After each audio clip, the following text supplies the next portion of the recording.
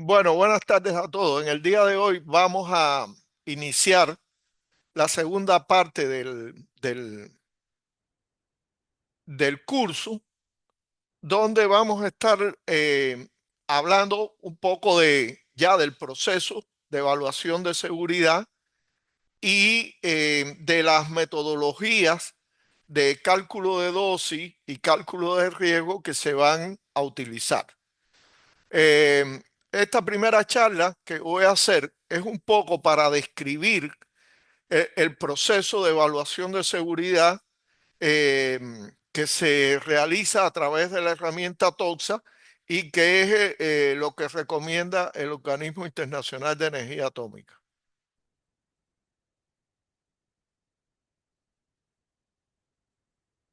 Ajá. Entonces ese sería el objetivo de la presentación. Vamos a ver el proceso. Recordemos de la clase anterior que la evaluación de seguridad era ante todo un proceso. Y entonces en esta presentación lo que vamos un poco a describir cómo es ese proceso. El contenido va a ser hablar sobre el proceso.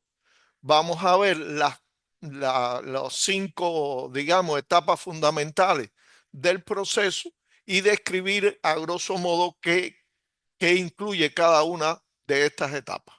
Lo primero que habría que decir es que en el propio documento de GCR parte 4 del OIA hay un esquema del proceso de evaluación de seguridad. Es un esquema un poco complicado porque está hecho precisamente para las instalaciones de mayor riesgo, como pudiera ser una central nuclear o algo así. De manera que por mucho tiempo ese esquema fue mirado un poco con escepticismo y pocas aplicaciones para las instalaciones del tipo de las que eh, existen aquí en nuestro país, aquí en Uruguay. Por eso el OIA desarrolló un curso para las instalaciones radiactivas y las actividades asociadas a las fuentes de radiaciones ionizantes.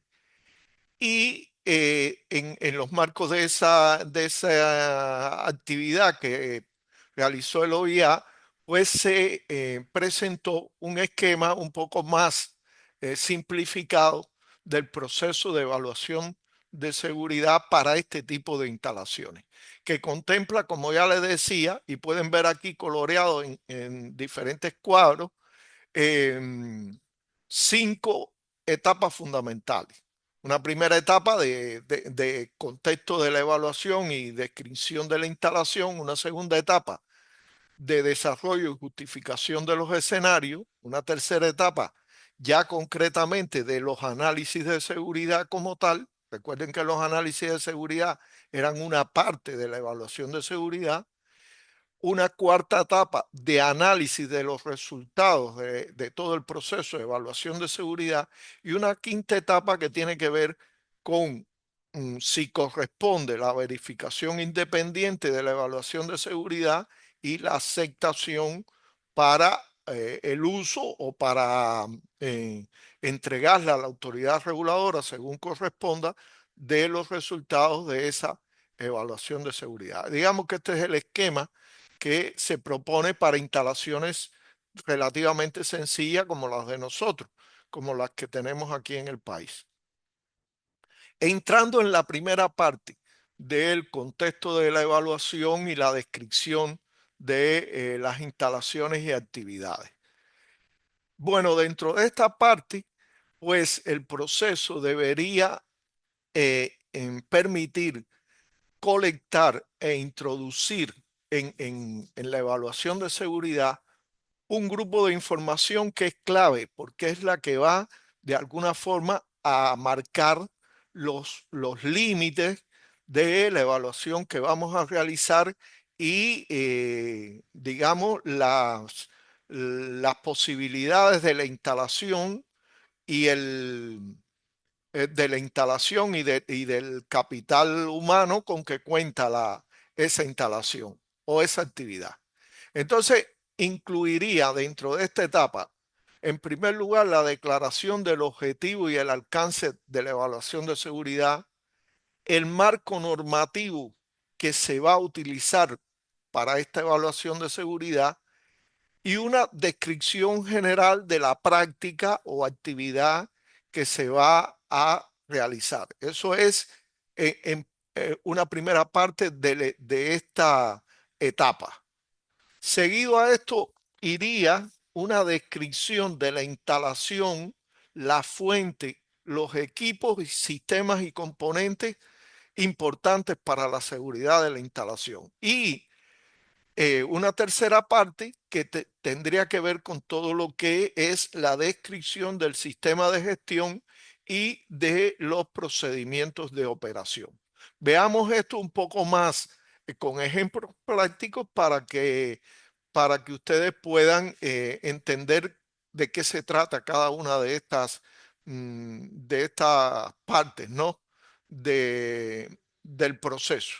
En primer lugar, en cuanto a la declaración del objetivo, alcance de la evaluación, el marco normativo y la descripción general de la práctica, debe presentarse, por supuesto, una descripción de la práctica que sea suficiente para dejar bien claro, en primer lugar, de que es una práctica que está justificada desde el punto de vista de la protección radiológica y que sus beneficios son mucho mayores que los riesgos radiológicos que están involucrados. Ya sabemos que en toda práctica, en toda instalación, siempre hay riesgos, pero es importante que la evaluación de seguridad arranque por demostrar eso, de que la práctica tiene mucho más beneficios que los riesgos que involucra. Por otra parte, debe dejarse bien claro el alcance que va a tener la evaluación de seguridad. Puede que la evaluación de seguridad se realice, por ejemplo, con el alcance de solamente el diseño y la construcción. Por ejemplo, si es una evaluación de seguridad que se va a hacer para solicitar una autorización o una licencia de construcción. O puede que la evaluación de seguridad abarque todas las etapas de la vida útil de la instalación. Y eso hay que dejarlo también claro en esta primera parte. Después, en correspondencia con ese alcance que se haya definido, pues hay que definir, y el tipo de instalación que sea, por supuesto, habrá que definir el marco normativo nacional que será considerado. Por ejemplo, habrá que, en el caso de Uruguay, habría que hablar de la norma UY 100, que es el marco, que es la norma básica de protección radiológica de aquí del país. Y si es, por ejemplo, la práctica de radioterapia, tendría que hablar de la normativa UY 123 y si es la de medicina nuclear, la correspondiente a medicina nuclear, y si es la de gammagrafía, la correspondiente a la gammagrafía. Y se deben igualmente declarar los criterios que se van a seguir en la evaluación de seguridad. Aquí en Uruguay no tenemos una norma específica que declare los criterios de la evaluación de seguridad. Lo que hacemos es que adoptamos, porque es parte de lo que de cómo se ha concebido el marco regulador nacional, lo que ocurre es que adoptamos los criterios, los 24 requisitos que están en en la GCR parte 4 y definimos a partir de todo ese marco regulador que hemos declarado cuáles son los criterios de evaluación que vamos a seguir. Y los criterios de evaluación son muy importantes porque van a ser los que van a poder a permitir definir eh, si los análisis de seguridad son aceptables o no son aceptables. De manera que siempre habrá que definir criterios para el tema, por ejemplo, de las dosis o de lo que ya hemos hablado, tiene que ver con el enfoque determinista de la evaluación de seguridad con los criterios que están en la norma y que son conocidos, por ejemplo, para público, 1 milisievert por año, 20 milisievert por año como promedio para trabajador. Y para riesgo, igual, algunos criterios que sean internacionalmente aceptados. Por ejemplo, aquí yo les pongo los criterios que establece la metodología de matrices de riesgo, que dice que los riesgos inaceptables son los riesgos altos y muy altos que los riesgos medios son tolerables y que los riesgos bajos son ampliamente aceptados.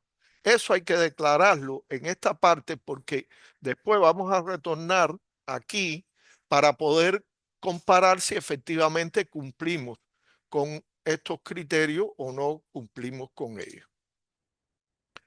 La segunda parte importante y que a veces es causa de muchas veces de que la evaluación de seguridad no esté completa y sea rechazada es la descripción de la instalación, fuentes, equipos, sistemas y componentes importantes para la seguridad.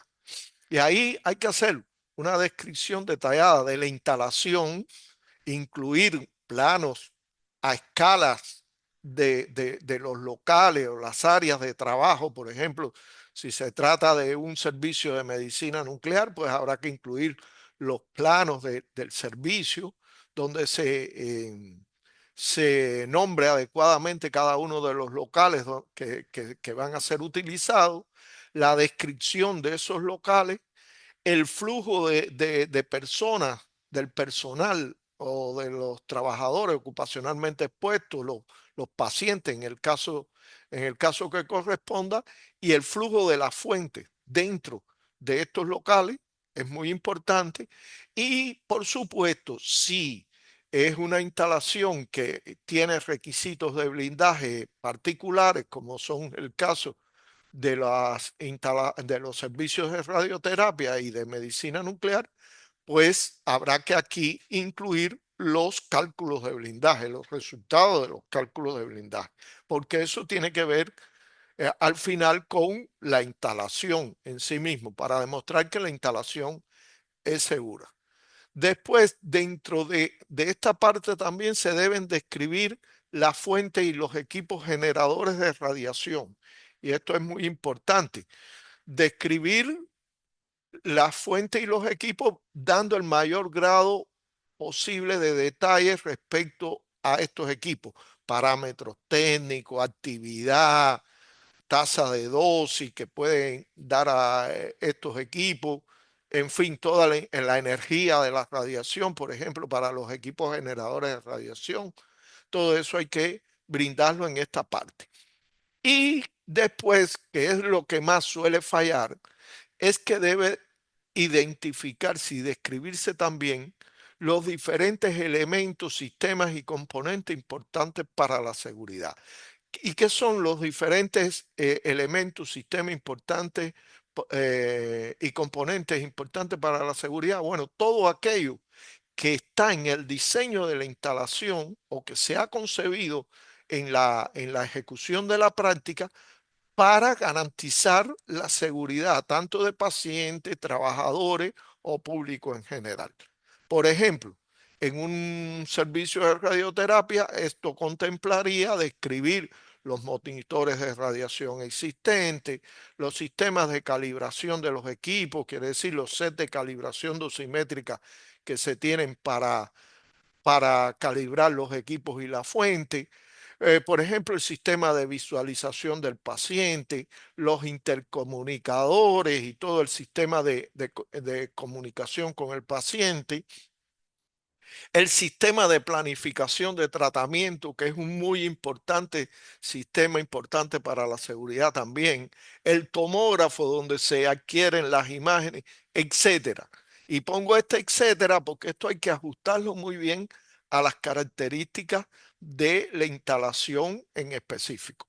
Por supuesto, en gammagrafía industrial, pues también habrá que describir los monitores, los contenedores que tenemos para el caso de transportación de la fuente, el propio equipo, el propio vehículo que se utiliza para transportar los equipos de gammagrafía, etcétera. Este contenido es muy variable y ya les digo, debe ajustarse bien a las características de la práctica o de la instalación.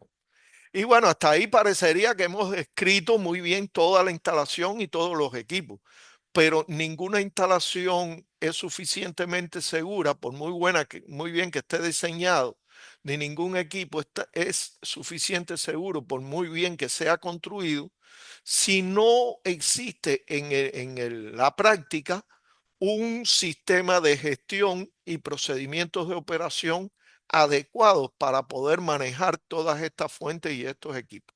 Por eso una parte importantísima de esta etapa del proceso es describir todo el sistema de gestión que existe en la instalación o en la actividad, que va desde la estructura organizativa que tiene la instalación, las responsabilidades asignadas a los diferentes cargos que están en esa estructura organizativa. Quiere decir, ahí habrá que dar responsabilidades del titular o del representante legal. No sé si es en un servicio de medicina nuclear, responsabilidades del jefe de servicio, responsabilidades de los médicos nucleares, responsabilidades de los TRI, de los técnicos en radioisótopos, eh, responsabilidades del responsable de protección radiológica, etcétera. Todo eso habrá que dejarlo bien claro en esa descripción.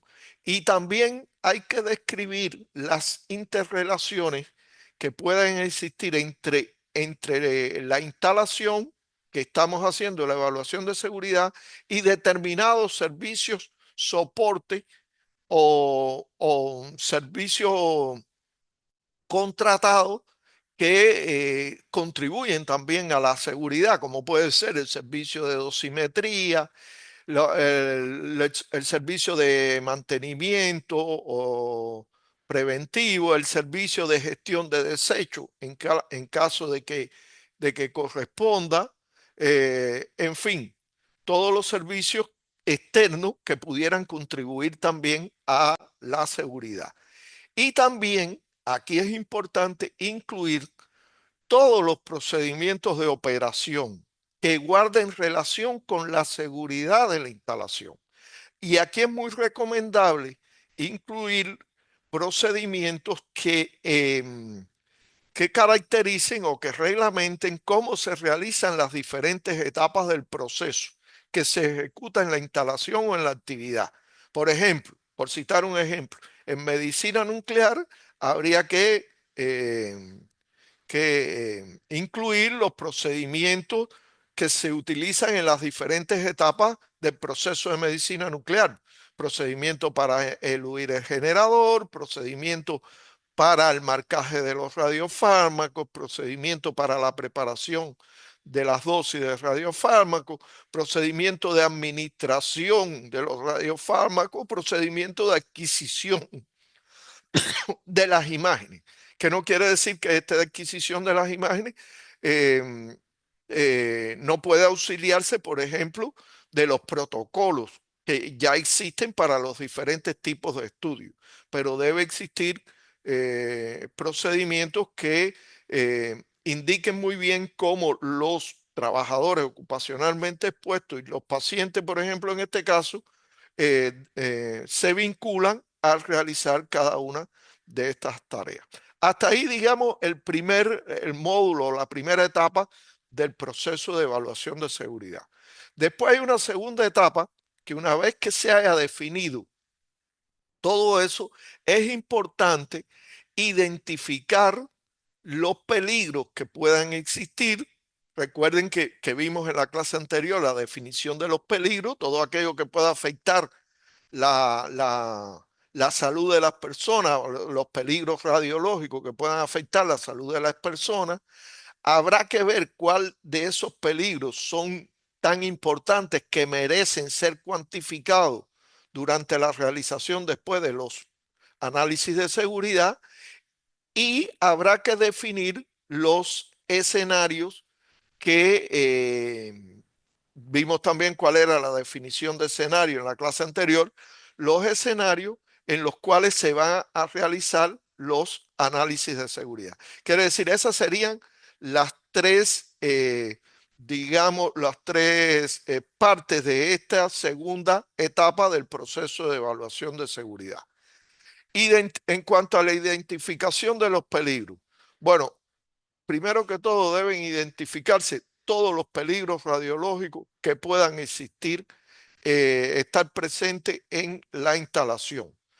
Recuerden que hablamos de algunos ejemplos de peligro, como dosis por irradiación externa, dosis por irradiación interna o dosis en piel o extremidades. Estos son, digamos, peligros típicos que tenemos en nuestras instalaciones y que probablemente tengamos que cuantificar. Ahora después se debe es importante no descartar a priori ninguno de los peligros, porque de entrada no hay una evaluación de cuán importantes son. Después se debe, de alguna forma, definir cuáles son las magnitudes y unidades por las cuales se van a cuantificar estos peligros. No sé, es bastante obvio, pero por ejemplo, la dosis por irradiación externa la vamos a cuantificar en milisievert al año para poder compararlo con los criterios de evaluación que hablamos anteriormente. Eh, y por último, los peligros tienen que ser sometidos a un proceso de selección y cribado. ¿Qué cosa es el proceso de selección y cribado de los peligros? Bueno, es el proceso en el cual nosotros vamos a analizar tres cuestiones fundamentales de cada uno de los peligros. Primero que todo, probabilidad de que se manifieste el peligro. Segundo, magnitud de los daños que puede causar ese peligro y complejidad que puede haber en la cuantificación de ese peligro. ¿Por qué? Porque, por ejemplo, si los peligros son muy improbables, digamos, por ejemplo, en gammagrafía industrial, un peligro que pudiera existir es contaminación interna debido a deshermetización de la fuente. Pero eso es un peligro muy improbable en gammagrafía industrial porque rara, es muy raro que una fuente de esa pueda deshermetizarse. Entonces, capaz que ese peligro, aunque existe, no lo vamos a cuantificar, no lo vamos a analizar después en los análisis de seguridad. ¿Por qué? Porque es muy improbable que ese peligro se manifieste. Lo otro es los peligros que sean de muy baja magnitud en relación con el daño que puedan ocasionar, pueden ser también excluidos del análisis. Por ejemplo, en medicina nuclear, hay la probabilidad de que si se trabaja con tecnecio, siempre hay una pequeña probabilidad de que ocurra una determinada dosis por irradiación interna. Pero eso ya sabemos que el tecnecio es muy poco volátil y que va a ser muy difícil de que haya una dosis significativa por irradiación interna. Va a ocurrir, pero su magnitud es tan baja que no vale la pena cuantificarla. Entonces ese peligro lo podemos cribar, lo podemos desechar y no cuantificar. Y bueno, en algunos peligros, en algunos casos, los peligros lo que se hace es que preliminarmente no se cuantifica. Después, si se ve que ese peligro, añadido a peligros que sí son importantes, pudiera implicar superar los criterios de evaluación, entonces sí se cuantifica. Pero es, digamos, como la estrategia también, porque si los peligros son muy complejos cuantificarlos, esta tercera estrategia es una buena solución. Después que ya los peligros están identificados y discriminados, cuáles son los que vamos a cuantificar, entonces es importante definir los escenarios. Porque recuerden que los escenarios eran el conjunto de postulados que vamos a suponer para hacer precisamente la cuantificación. Como mínimo, es siempre importante definir escenarios. Un escenario de operación normal, que pudiera ser el escenario más desfavorable, digamos, y algunos escenarios de condiciones de accidente, que también en general lo que se escoge es el escenario más desfavorable, de consecuencia, digamos, más difícil desde el punto de vista de la dosis que puede dar a las personas. Entonces, es importante desarrollar esos escenarios haciendo suposiciones que sean conservadoras. ¿Por qué? Porque nuestro objetivo es demostrar que si nosotros logramos demostrar que en un enfoque conservador la instalación o la actividad es segura, pues entonces en otros, en condiciones menos conservadoras, pues seguramente también la instalación va a ser segura. ¿Se entiende, no? Si yo calculo para las peores condiciones, pues, y en las peores condiciones la instalación es segura, pues seguramente va a ser también segura en condiciones no tan adversas. Y esa es, digamos, la segunda etapa del proceso de evaluación de la seguridad. La tercera etapa tiene que ver con los análisis de seguridad como tal. Recuerden que para los análisis de seguridad necesitaremos hacer cálculos de dosis y cálculos de riesgo, porque necesitamos incluir los dos enfoques que nos piden se incluya dentro de los análisis de seguridad. En esta etapa se subdivide en tres momentos. Un primer momento que es de identificación de modelos y datos necesarios para poder hacer estos cálculos, después la realización de los cálculos en sí mismos y finalmente la evaluación de los resultados de esos cálculos.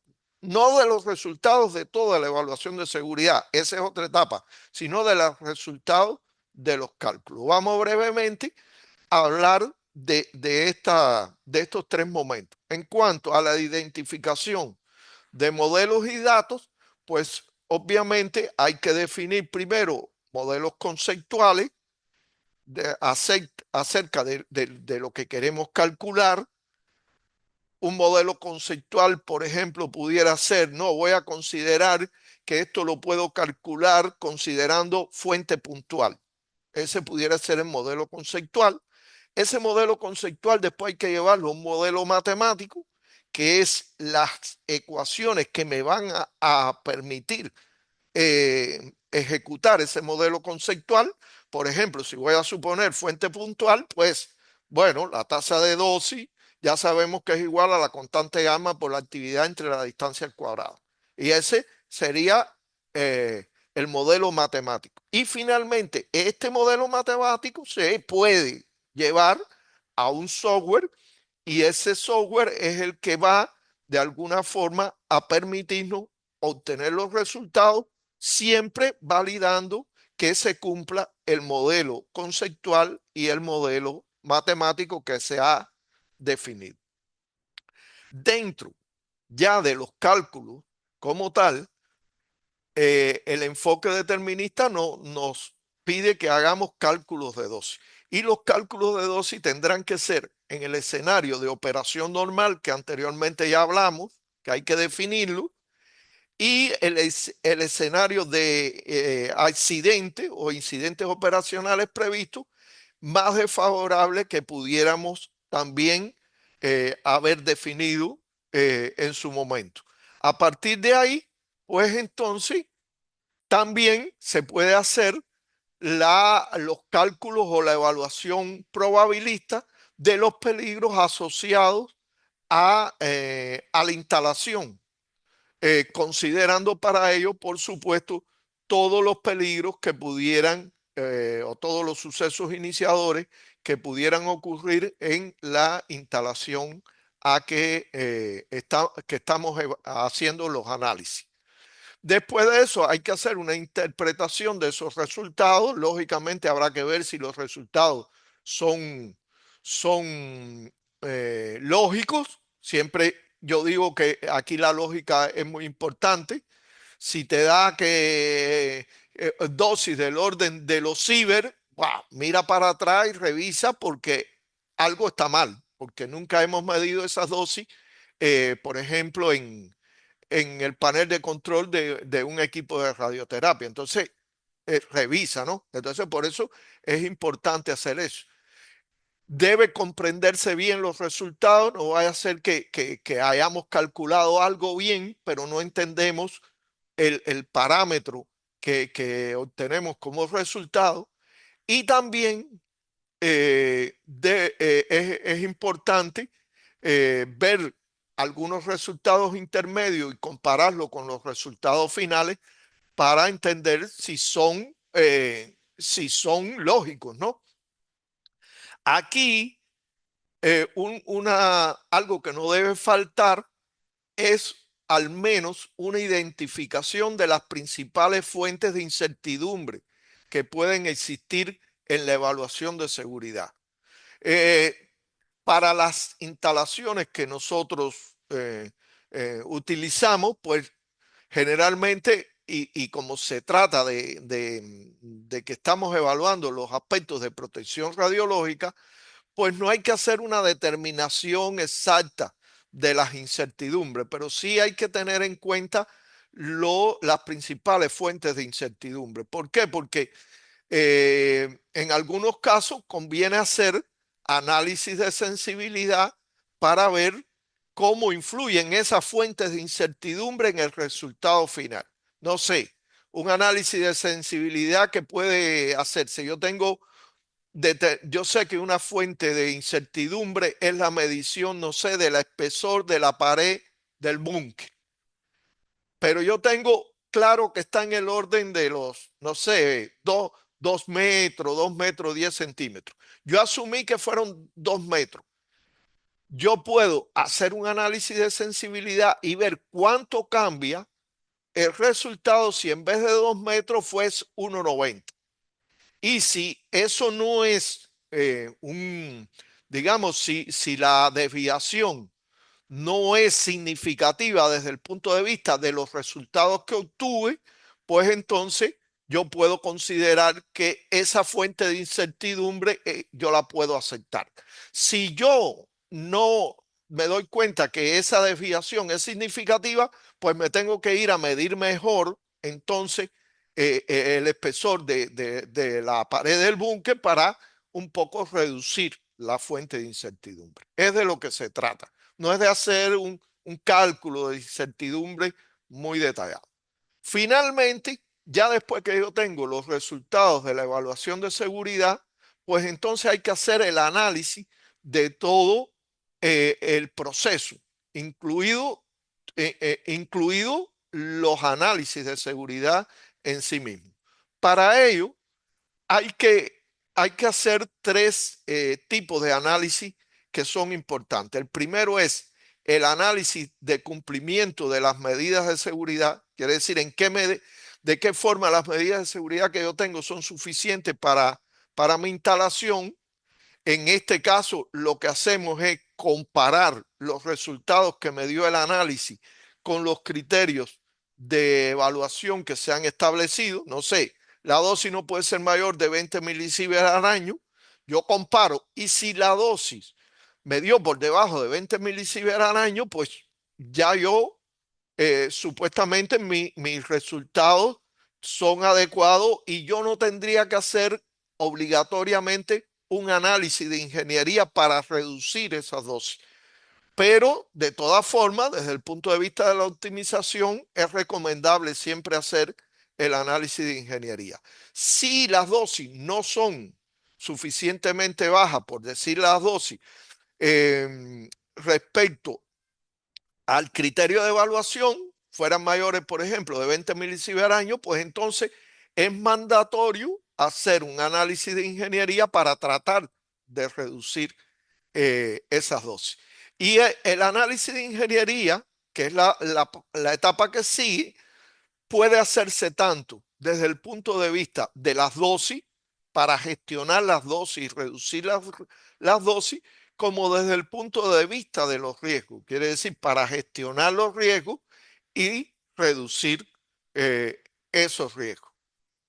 Finalmente, ya después que se hace todo ese análisis de ingeniería, supuestamente para reducir dosis y reducir riesgo, pues nos volvemos a comparar con los criterios de evaluación y entonces, pues obviamente, si no cumplimos, tendremos que seguir en el análisis de ingeniería, pero si cumplimos, podemos decir que la evaluación ya ha concluido y por tanto podemos formular las conclusiones y someter esa evaluación ya a un proceso de verificación independiente.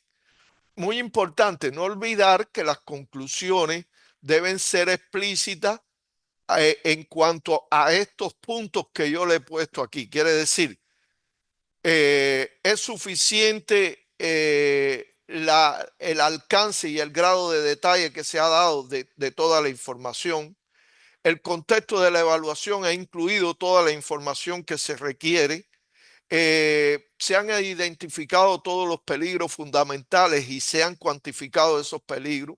Los análisis de seguridad que se han hecho son adecuados para evaluar esos peligros, tanto desde el punto de vista determinista como probabilista. Los resultados de los análisis muestran el cumplimiento de los criterios de evaluación. Esto es básico, porque si no cumplimos los criterios de evaluación, ¿para qué hicimos la evaluación de seguridad? Y bueno, eventualmente pudieran existir para, algunas medidas para reducir eh, un plan de acción para reducir las dosis y los riesgos, y eso pudiera quedar eventualmente justificado y dentro de determinados límites y condiciones de operación que va a tener la instalación. Por último, sobre la etapa esta teórica que aparece ahí de revisión independiente. En la mayoría de nuestros casos, la revisión independiente es aquella que, por ejemplo, pudiera ser el propio responsable de protección radiológica de la instalación a lo que ha realizado, por ejemplo, un evaluador externo, un experto o alguien que haya colaborado en la evaluación de seguridad.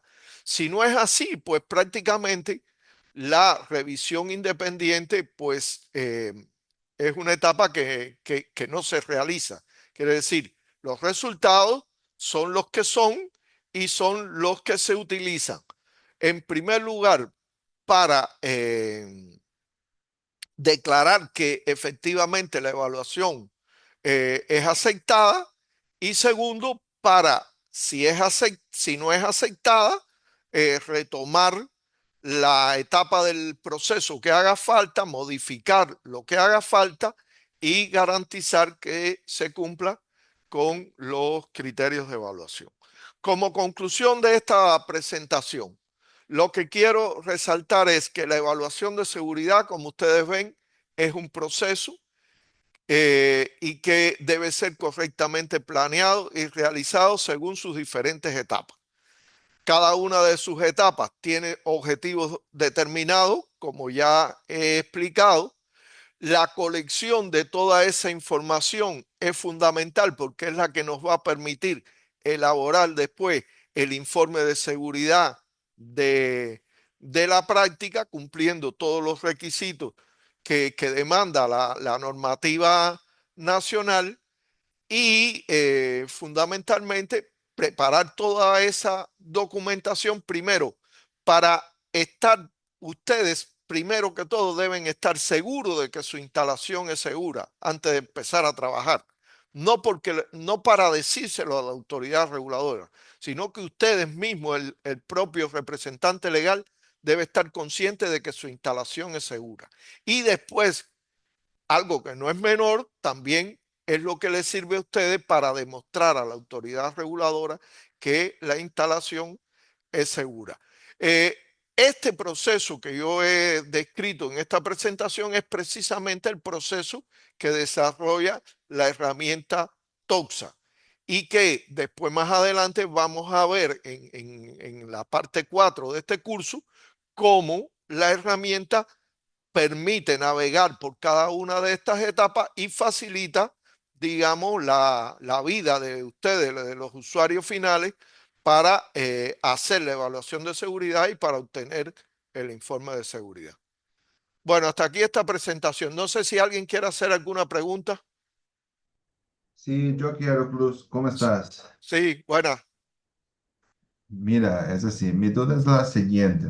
Ajá, En el caso que yo vaya a empezar un centro, pongamos un centro de intervencionismo, y para estimar las dosis del servicio, yo que he hecho en todos los informes que he trabajado, son basadas en las referencias internacionales, es decir, el buscar papers y colocar las publicaciones. ajá. ¿Qué te parece esa información? Eh, a ver, los papers son buenos para sacar datos de partida que te pueden servir a ti para la evaluación de seguridad.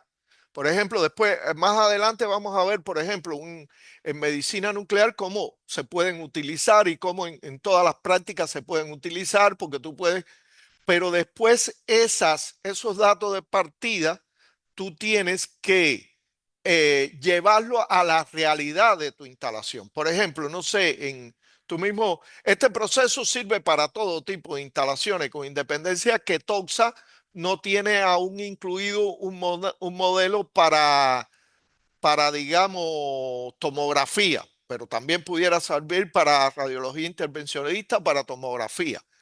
Eh, tú tienes que esos datos de partida llevarlos a la realidad de tu instalación. No sé, cuál es la carga de trabajo real de tu instalación, cuál es exactamente la distancia que está, digamos, el operador que trabaja en el panel de control cuando maneja el tomógrafo, cuál es en realidad el espesor de las paredes de tu instalación. En fin, hay varias cosas que aunque te digan en un tomógrafo típico, las dosis no son mayores de tanto, tú no puedes confiar totalmente en eso. Tú tienes que demostrar que, que eso aplica a tu instalación en específico. ¿Me entiendes? Sí, sí, te entiendo perfecto. Lo que también he hecho es ir a las distintas instituciones y chequear en distintos puntos para tener un estimado más cerca también. Claro, claro, tienes que estimar, dependiendo del tipo de instalación que sea, tendrás que ver cuáles son las magnitudes mejores que tú puedes medir con mejor aproximación y a partir de ahí estimar la dosis anual.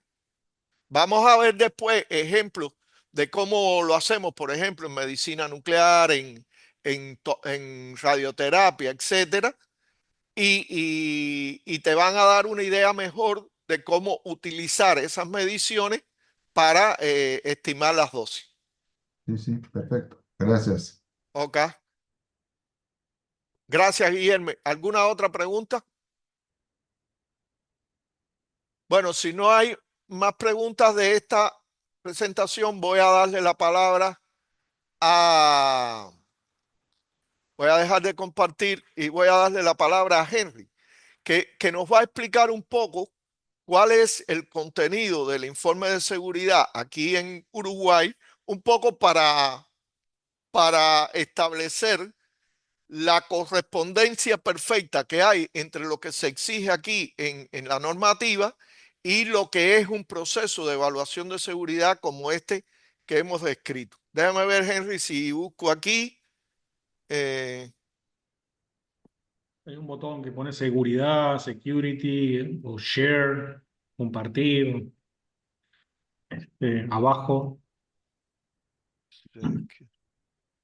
Información, aplicaciones.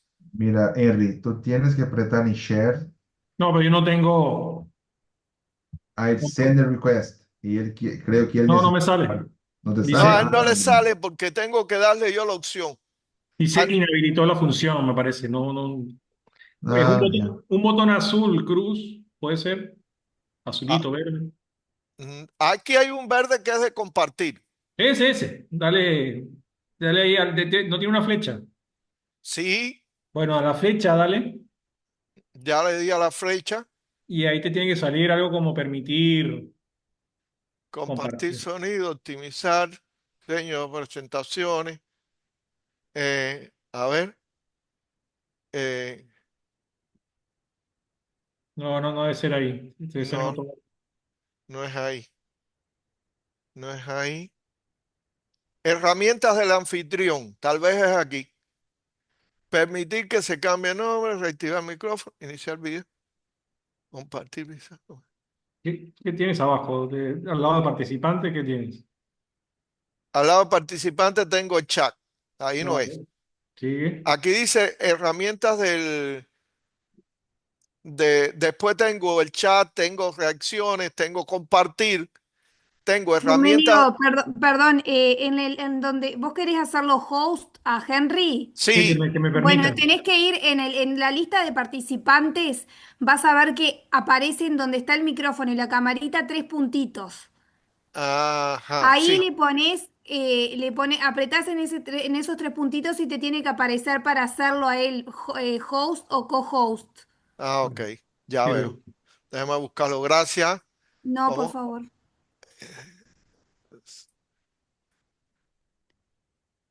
Convertir en coanfitrión. Eso Bueno, mismo. Correcto. Gracias. No, por Gracias, Ginelli. favor, por favor. Ahora sí, Henry, ¿no? sí, ahora me deja, sí. Muy Dale. bien.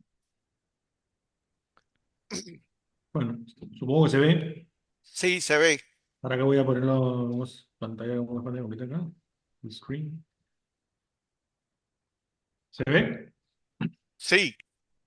Bueno, bueno, un poco siguiendo y bajando un poco lo que Cruz contó sobre el informe de seguridad y la evaluación de seguridad. Yo voy a hablar lo que se pide acá un poco brevemente, lo que exige la autoridad reguladora en cuanto al informe de seguridad, ¿no? Bueno, el objetivo es justamente eso, describir el contenido del informe de seguridad, como exige la autoridad reguladora, para instalaciones y actividades con radiaciones ionizantes. Este, Básicamente nos vamos a remitir al documento que se llama Guía de Autorización para Instalaciones y Actividades Asociadas, es como parte de la guía de la autoridad reguladora. Contenido, bueno, básicamente requisitos de la autoridad reguladora, la estructura del informe en general, lo que sería el informe de seguridad para licencias de operación, el informe de seguridad para autorizaciones por registro y hay otro caso que sería el informe de seguridad para servicios técnicos. Bueno, como seguramente sabrán, la autoridad reguladora tiene una norma que clasifica las prácticas en distintas categorías que tienen que ver con el riesgo, ¿no? De las mismas. Es la norma UI 117, en la que las categorías 1, 2 y 3 son prácticas o actividades que requieren lo que se llama una licencia de operación. La categoría 4 llevaría lo que es una autorización por registro y la quinta categoría, que es la de menos riesgo, solo requiere una notificación. Simplemente que el usuario notifique la actividad que va a realizar o el equipo que va a utilizar, ¿no? Entonces, como dije, en la guía de autorización para instalaciones y actividades asociadas de la autoridad reguladora se establecen los requisitos técnicos para, digamos, técnicos y administrativos para que estos procesos de autorización, ¿no? Tanto la licencia de operación como las autorizaciones por registro. Esto es un poco el resumen de lo que tiene la norma UI 117, con las distintas categorías y bueno, las distintas prácticas, el tipo de autorización que lleva, los años de vigencia y la frecuencia de las inspecciones para esa licencia, ¿no? O autorización por registro. Bien, si nos vamos al artículo 24, empezando, ¿no? Un poco de la guía de autorización, ya aparece, por ejemplo, para la solicitud de una licencia en la etapa de construcción, ya aparece acá como uno de los requisitos que se pide un informe preliminar, si bien no es el informe completo de seguridad, es un informe ya preliminar que se debe presentar para esta etapa, que debe hacerse en correspondencia con el anexo 1 que está en esta misma guía, ¿no?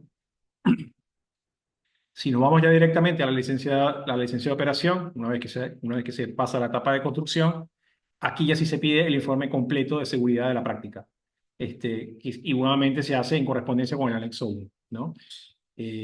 La diferencia es que básicamente en el anexo, en la licencia de construcción hay menos cosas porque bueno, no está operativo todavía la instalación o el equipo, ¿no?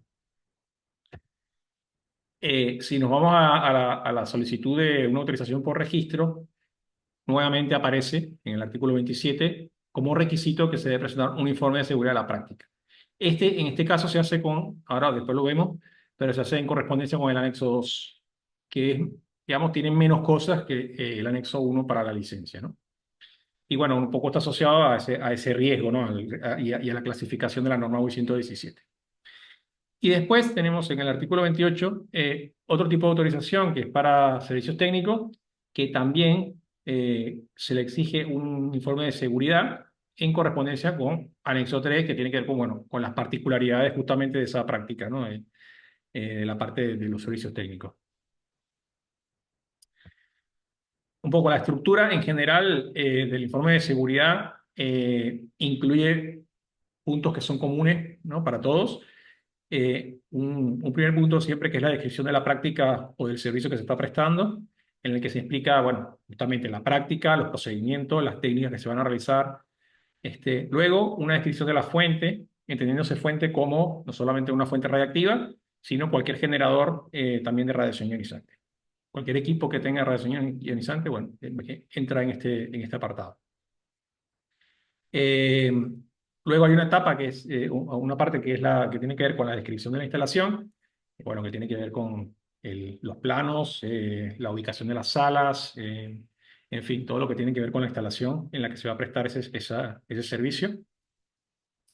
Y un programa de protección radiológica. Eso, en general, para todo, esos 4 puntos están, ¿no? Cada uno con sus particularidades. En el caso de la licencia de operación, se exige además un punto que tiene que ver justamente con la evaluación de seguridad, valga la redundancia. Se hace un informe que recoge la evaluación de seguridad misma, ¿no? Y después, bueno, los servicios técnicos tienen también una particularidad que tiene que ver con el equipamiento que utilizan para hacer su servicio. En el caso del informe de seguridad para la licencia de operación, bueno, como dije, esto es común. Hay una descripción de la práctica en el que, bueno, se debe presentar un listado y describir todos los procedimientos y las técnicas que se van a realizar para esa práctica. Luego hay una descripción de la fuente que se hace de una manera bastante sucinta, con una tabla que está en el anexo 4 de la guía de autorización. Bueno, en este caso que puse acá particular es para equipos generadores, pero bueno, hay uno para fuentes y hay distintas tablas, ¿no? Pero simplemente sería rellenar esa tabla. En cuanto a la instalación, bueno, en esta etapa lo que se presenta son los planos de la instalación con las zonas, eh, la memoria del cálculo de blindaje, bueno, para cumplir con las restricciones de dosis de la práctica correspondiente, los materiales de construcción, el diseño del panel de control, la zona donde, digamos, sí, el panel de control de donde se va a operar el equipo, y el emplazamiento de la instalación, si así lo requiriera la autoridad reguladora. Bueno, estamos en Uruguay, digamos que no tendríamos tampoco, quizás tantos problemas de esto de emplazamiento, ¿no? Pero bueno, estaría como parte de eso.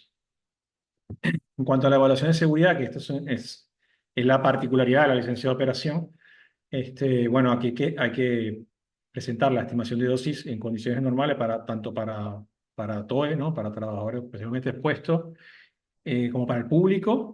Luego, estimaciones de dosis en situaciones accidentales, también para TOE y para público. La estimación del riesgo radiológico, entendiéndose esto como el análisis de los sucesos iniciadores, las frecuencias, las consecuencias, los reductores, las barreras, etcétera. Y luego cómo se va a gestionar y reducir el riesgo luego de ese análisis. Y bueno, típicamente, y ahí lo menciona la propia guía, hay varios métodos en que se puede hacer esta estimación. Bueno, está el CEBRA como matrices de riesgo, o el FMEA, ¿no? El modo de fallo, que es el del TG100, si no recuerdo mal, ¿no? Cruz. Bien. Y Sí, luego, sí, el TG100 se basa en el FMA y y para cuantificar en el método de RPN, número de prioridad de riesgo. pero bueno, ahí la propia guía sugiere metodologías, ¿no? Por supuesto, hay más metodologías. Luego vino digamos, dentro de esta evaluación de seguridad viene la parte de procedimientos, o sea, qué mecanismos tiene en la instalación o el servicio ante posibles modificaciones, cambios en los procedimientos o simplemente con la propia experiencia operacional y con los registros de accidentes y demás, pues bueno, prever una actualización, ¿no? de esa evaluación de seguridad. En cuanto al programa de protección radiológica, acá se pide, digamos, en un bloque lo que es el sistema de gestión, en el que se tiene que detallar, bueno, organigrama, funciones, responsabilidades de todo el personal, la cualificación de ese personal, las capacitaciones, ya sea la inicial, la capacitación continua, la capacitación periódica, programas de control de calidad, del equipo, ¿no? Y los mantenimientos, servicios de soporte, en este caso, bueno, la dosimetría personal, el mantenimiento y reparación del equipo por parte de los servicios técnicos, bueno, el manejo de desechos, de fuentes en desuso, todo eso tiene que estar, digamos, estipulado, o cómo se va a actuar en esas situaciones, ¿no? Calibración de equipos, etcétera. Luego, ¿qué más? Bueno, el manual de procedimientos, un manual de procedimientos administrativos, operativos y de la propia protección radiológica, ¿no? Hay otra parte que tiene que ver con el control de exposición ocupacional, otra parte con el control de exposición médica y otro dedicado a lo que es la exposición al público. Luego ya se detalla más qué se hace con los desechos y con las fuentes en desuso. Y finalmente, bueno, se debe presentar toda una parte que tiene que ver con los registros, con los modelos, las planillas, para cada una de estas cosas, ¿no? Que se menciona acá. Bueno, un expediente radiológico de los trabajadores, que lo que incluye es el historial biosimétrico, las capacitaciones que ha recibido y, bueno, y la autorización individual que da la autoridad reguladora, ¿no? Con sus especificaciones. Tiene que haber otra parte vinculada a la vigilancia de zona, ¿no? Básicamente, cómo se registra esa vigilancia, las calibraciones que se hacen, la hermeticidad de las fuentes, bueno, si se precisa, ¿no? Para la práctica, entrada y salida de fuentes, inventario de fuentes, reporte de incidentes y accidentes, mantenimiento y exposición médica de los pacientes, ¿no? Como parte de su historial. Si nos vamos ya a lo que es un informe de seguridad para el registro, para una autorización por registro, digamos que los puntos 1 y 2 son idénticos para esta otro tipo de autorización, digamos, idéntico a la de la licencia de operación. Las cosas quizá que cambian tienen que ver en la parte de la descripción de las instalaciones, que bueno, se presentarían también los planos de la instalación y una memoria de cálculo, pero no tiene todo lo anterior, que tiene que ver, bueno, con el material de construcción, dónde está el panel de control, el emplazamiento, otras cosas que se piden en la licencia de operación. Y el programa de protección radiológica también tiene menos cosas. Tiene también toda una parte de gestión, que es prácticamente similar a la de la licencia de operación. Hay algunas cosas menores, ahora mismo no recuerdo, pero son muy pocas. Hay una parte de control de exposición ocupacional y al público, no se menciona nada en relación a la exposición médica. También una parte de gestión de desechos y fuentes en desuso, y lo que tiene que ver con registros de la práctica, ¿no? Que bueno, que son muy parecidos, o sea, hay un historial, se copió acá, no sé qué pasó. Bueno, el historial dosimétrico, en este caso, el historial dosimétrico de los TOE, pero en este caso no se pide, eh, como es una autorización por registro, la única diferencia es que no lleva autorización individual, por ejemplo, ese historial. Pero bueno, todo el resto de registro de mantenimientos y demás estaría también incluido. Y finalmente, la particularidad que tiene el caso de los servicios técnicos, su autorización, es que, bueno, prácticamente igual a la de una licencia, y no tanto en la parte de evaluación de seguridad, porque, bueno, no tiene mucho sentido para lo que hacen, pero lo único que difiere es en el punto 4, que ellos deben incluir básicamente es un listado de equipamiento adecuado, ¿no? Y toda la instrumentación que van a utilizar para realizar ese servicio. Así que bueno, es básicamente eso.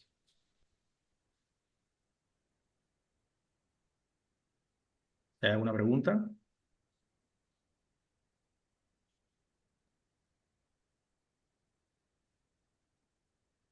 Si no, Cruz pasa para los gordos.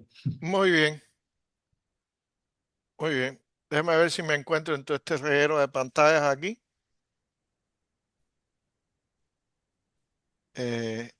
Ya te vi.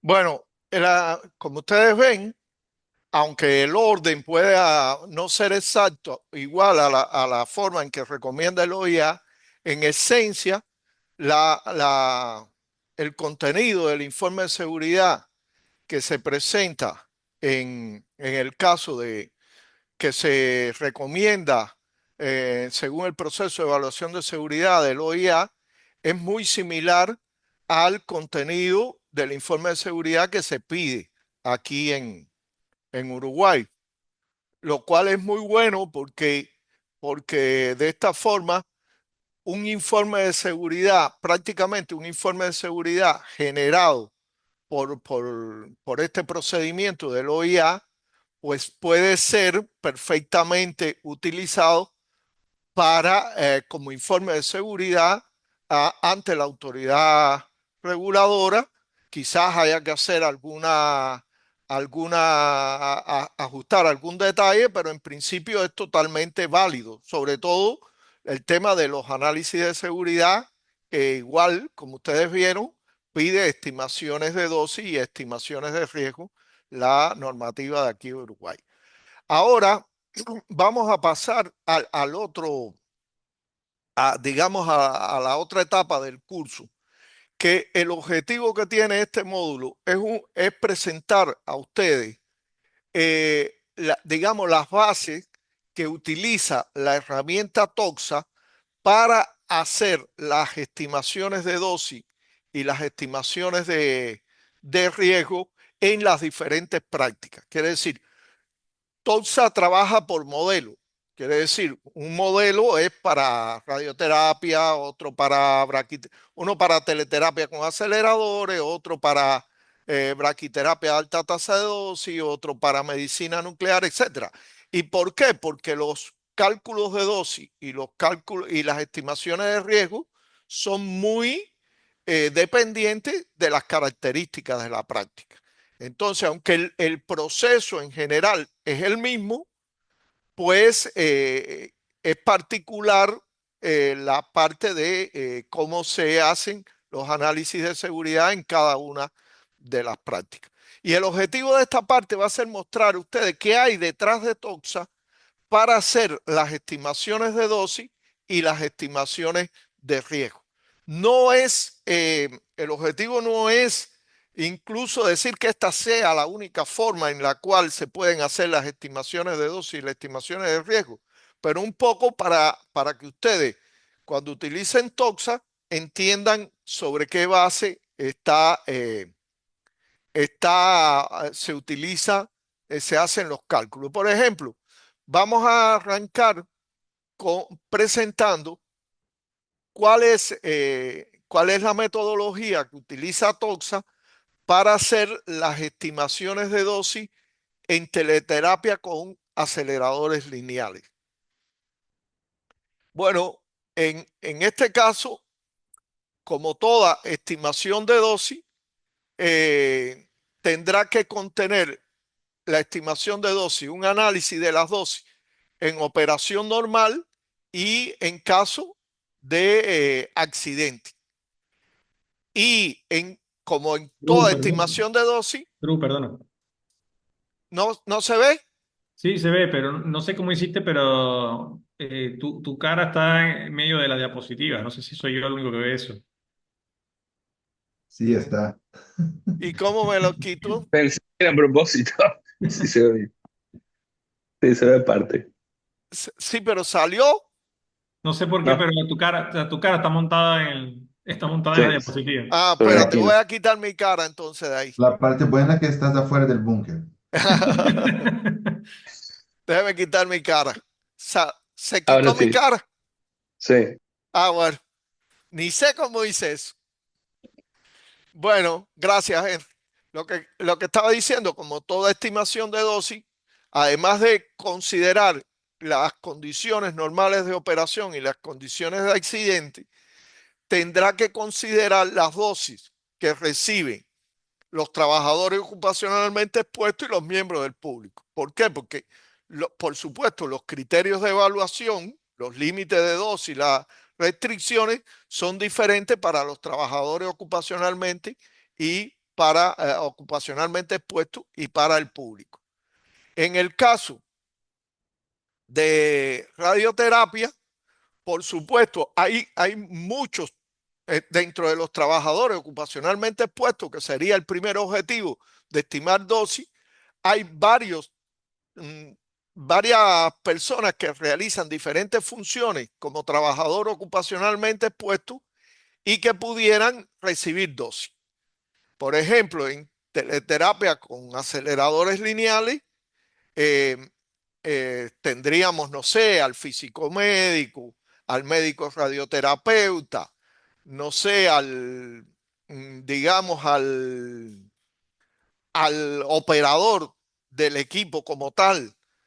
Pero sin duda, la persona que más se expone es el tecnólogo operador, porque el físico sí se expone cuando hace la calibración del equipo, pero sabemos que eso es con una frecuencia determinada, dependiendo del plan de control de calidad.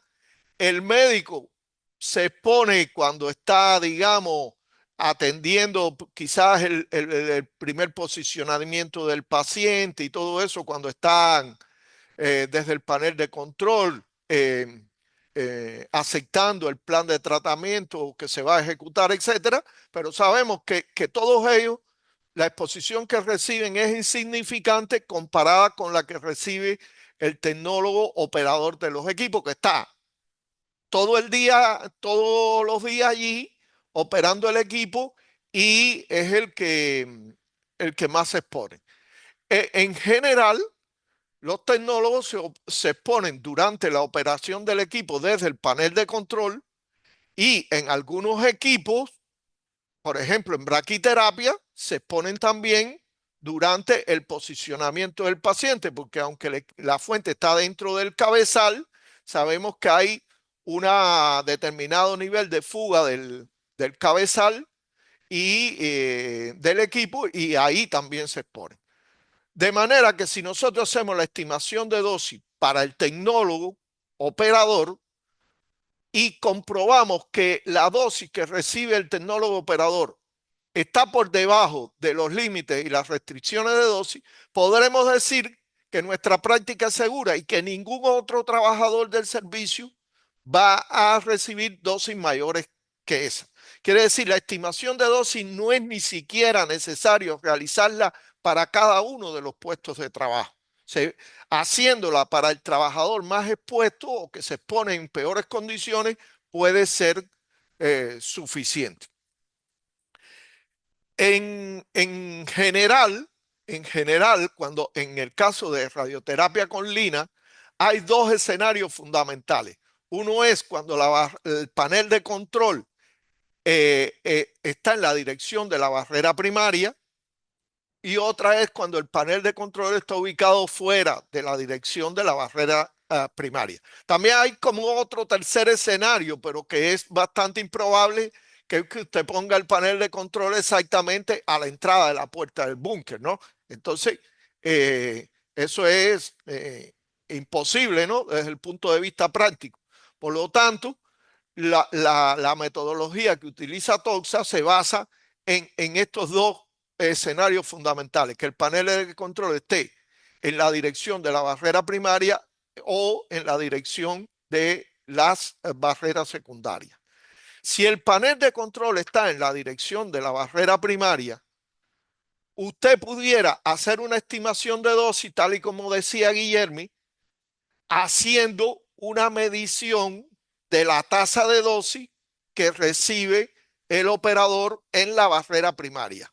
Pero tendría que tener la precaución de que esa medición la tiene que hacer en las condiciones más desfavorables que en que está trabajando el trabajador de acuerdo a las características con que irradia el equipo. Por ejemplo, ya sabemos que tendría que hacerlo considerando el haz orientado hacia esa barrera, mayor tamaño de campo posible que pueda tener el equipo, que pueda dar el haz del equipo, etcétera, etcétera. Entonces, si usted puede hacer esa medición bien, usted puede tomar esa medición como un análogo de la tasa de dosis instantánea que recibe el trabajador tras la barrera primaria, cuando el panel de control está detrás de la barrera primaria, y a partir de ahí usted puede hacer la estimación de las dosis. Otra forma teórica de hacerlo es si usted conoce el espesor de esa barrera primaria, usted puede calcular el factor de transmisión de esa barrera primaria a través de esta ecuación que se deriva de la metodología de la NSRP 151, que conocen todos los físicos que trabajan en radioterapia. A partir de aquí, usted puede calcular el factor de transmisión y si conoce la distancia exacta donde está ubicado el panel de control, pues a través de esta ecuación, DR0 sería la tasa de dosis en el isocentro con la cual puede irradiar el equipo. Este valor, más adelante vamos a ver que no es significativo, pero bueno, para estimar la tasa de dosis, usted pudiera estimar la tasa de dosis instantánea por esta ecuación y a partir de ahí también hacer la estimación de la dosis que recibe el operador en el panel de control.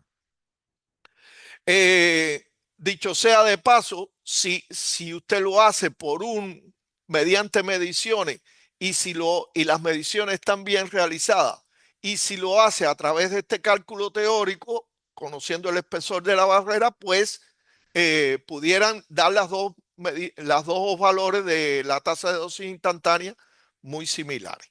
Una vez que usted tiene el valor de la tasa de dosis instantánea, usted puede calcular una dosis promediada semanal en el panel de control, multiplicando esa tasa de dosis instantánea por la carga de trabajo, factor de uso y factor de ocupación para el panel de control y dividiendo eso entre la tasa de dosis en el isocentro. Por eso le decía que la tasa de dosis a que irradia el equipo, si se va a hacer por el método, por cualquiera de los métodos, al final se cancela, porque si se dan cuenta esto se cancela con la ecuación anterior. Pero bueno, aquí usted puede obtener una tasa de dosis semanal, promediada semanal, si conoce la carga de trabajo, factor de uso, factor de ocupación y la tasa de dosis en el isocentro. Y conociendo esta tasa de dosis promediada semanal, usted puede calcular la dosis que recibe el trabajador al año multiplicando esa promediada semanal por 50 semanas al año. Esta es una forma, digamos, muy sencilla de hacer la estimación de dosis. Hay que tener en cuenta algunos aspectos importantes, como que, por ejemplo, la carga de trabajo que usted sustituye aquí tiene que incluir la carga clínica de tratamientos convencionales que usted puede hacer, más la carga clínica de tratamiento de IMRT que usted pueda hacer en su instalación, más, por ejemplo, un valor de carga física que incluya el tiempo que el equipo está irradiando para hacer controles de calidad y donde probablemente también el operador está en el panel de control.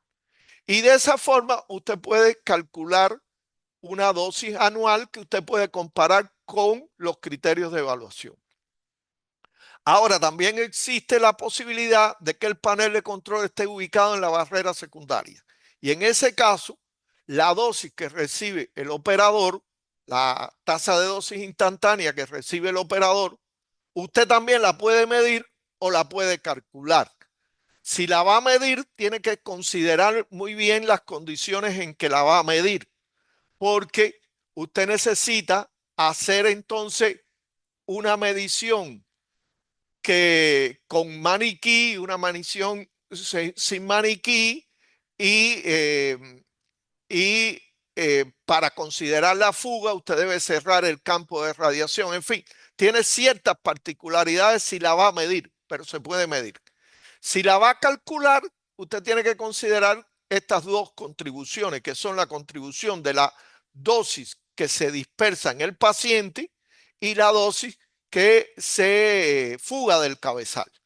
Y estas dos contribuciones se pueden calcular mediante estas dos ecuaciones que también se derivan del el formulismo o de los formulismos de la NSRP 151.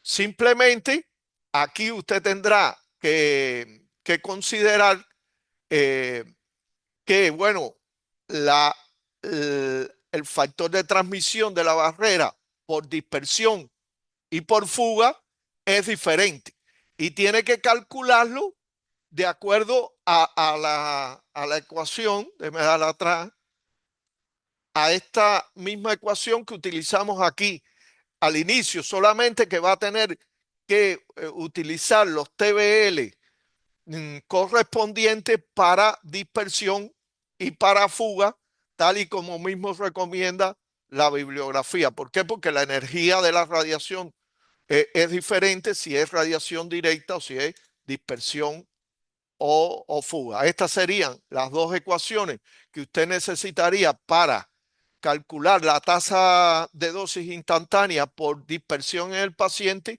y por fuga del cabezal. A partir de aquí, usted puede también calcular la dosis promediada semanal por dispersión en el paciente y por fuga en el cabezal. Es importante que la carga de trabajo, al utilizar la carga de trabajo, hay que tener en cuenta las diferencias que hay en cuanto a la carga de trabajo por dispersión y por fuga. La carga de trabajo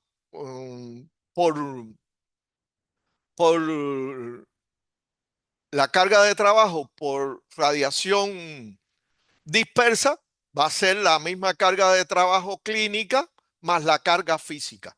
Pero la carga de trabajo por radiación de fuga tendrá que considerar que en el caso de tratamientos de IMRT, hay que multiplicar eso por un factor de IMRT. Hay algunos, este factor IMRT incluso se puede calcular o estimar en la misma instalación, pero hay algunas recomendaciones internacionales de valores que se pueden utilizar para este factor IMRT, porque claro, al ser tratamientos de IMRT son campos muy bloqueados, con lo cual las fugas se incrementan mucho respecto a los campos que se utilizan, campos poco bloqueados que se utilizan en tratamientos convencionales. Pero bueno, se puede perfectamente calcular así la promediada semanal por dispersión y por fuga. Sumando ambas, tendremos la promediada semanal total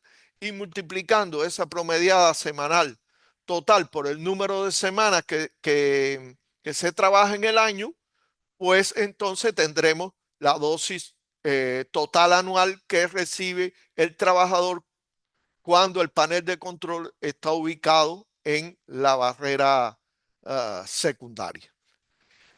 Un caso similar tenemos con el tema de los miembros del público. Quiere decir, alrededor del búnker pueden existir locales ocupados por miembros del público y es necesario también, recuerden, estimar la dosis para el público en operación normal. Las ecuaciones que vamos a utilizar son las mismas. Depende si ese miembro del público está ubicado en la dirección de la barrera primaria o en una dirección diferente a la dirección de las primarias. Son las mismas ecuaciones, lo único que hay que considerar muy bien cuál es el público que se va a seleccionar. ¿Por qué? Porque puede ocurrir que trabaja, por ejemplo, oficinas, eh, almacenes, etcétera, dentro del hospital que están ocupados por personas que son trabajadores del hospital, a los fines de la protección radiológica, esas personas son públicos. Entonces, probablemente el miembro del público que usted tenga que calcular que se expone en peores condiciones sea precisamente una de las personas que son trabajadores del hospital, pero que no trabajan propiamente en radioterapia. Y eso es algo que hay que tener en cuenta. Por último, unas breves palabras para la estimación de la dosis en caso de accidente. En caso de accidente, dependiendo se pueden postular varios escenarios, pero en radioterapia con aceleradores lineales, digamos, el escenario que ha ocurrido y que es más probable y más crítico es que alguna persona, trabajador o incluso miembro del público, digo porque, por ejemplo, puede ser una empleada de limpieza o algo así, se quede dentro del búnker mientras que el equipo está irradiando. Ese es, digamos, un escenario que ha ocurrido y de accidente y que puede ser uno de los más críticos que podemos tener respecto a las dosis que pueden recibir las personas. Ya sea un trabajador o un miembro del público, si se queda dentro del búnker, pues hay igual dos condiciones de cálculo de las dosis que pudiera recibir que están dadas por si la persona se quedó en una posición donde incide sobre ella el haz primario de radiación, por ejemplo, digamos en esta dirección, la persona se quedó por aquí, digamos, o si la persona se quedó en una posición que puede ser, por ejemplo, por acá o por acá atrás, donde no incide el haz primario, pero los niveles de radiación que va a recibir estarán dados por la fuga del cabezal y la radiación dispersa que pueda recibir esta persona. Si la persona se quedó dentro del haz primario, las dosis son mayores, pero son muy fáciles de calcular, porque la podemos calcular, la podemos estimar conociendo la dosis que se va a impartir en el isocentro del equipo y por la ley del inverso del cuadrado de la distancia, pues podemos estimar la dosis a una determinada distancia en el haz primario. Por esta ecuación que está aquí. Vean que D0 sería la distancia desde la fuente al isocentro del equipo. Por ejemplo, si es un tratamiento y sabemos, aquí siendo conservadores, lo primero que estimamos es que la persona se queda dentro del búnker todo el tiempo que dura la sesión de tratamiento. Siendo conservadores, suponemos que es un campo directo y que la persona se quedó en el haz primario todo el tiempo. En ese caso, lo máximo que él va a recibir va a ser la dosis diaria de tratamiento. No sé, 2 Gray en el isocentro. Entonces, ¿cuánto él va a recibir a cierta distancia del isocentro? Y eso es lo que calculamos con este formulismo, que sería, digamos, la condición, como ustedes ven, más desfavorable que pudiera tener una persona que se queda dentro del búnker. Si la persona se queda en una posición donde no incide directamente el haz primario, pues entonces igual consideramos la dosis total de tratamiento, pero va a tener dos contribuciones.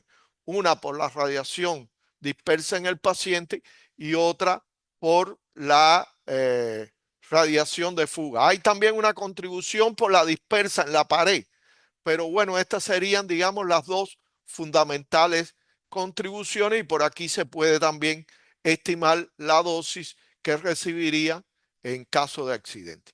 Como ustedes ven, lo que hace la herramienta es tomar los formulismos básicamente de la NSRP 151, hacer algunas suposiciones conservadoras y a partir de ahí estimar la dosis en operación normal y en accidente. Y en operación normal, tanto para trabajadores como para miembros del público.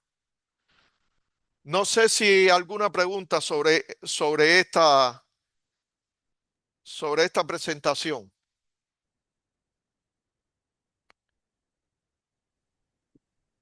¿No hay preguntas? Da minha parte, não, Cruz. Bien, como ves, Guillermo, algo similar se puede hacer con el caso de tomografía o de radiología intervencionista, ¿no? Sí, sí, se puede hacer, sí. Algo similar. No está dentro de TOXA, pero igual serviría la misma metodología. Sí, fue lo que hice.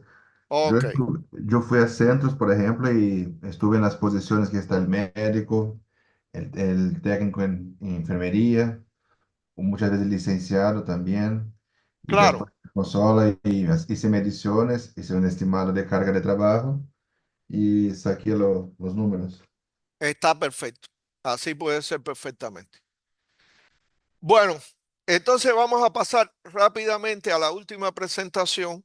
Voy a dejar de compartir esta. Y vamos a pasar rápidamente a la última presentación.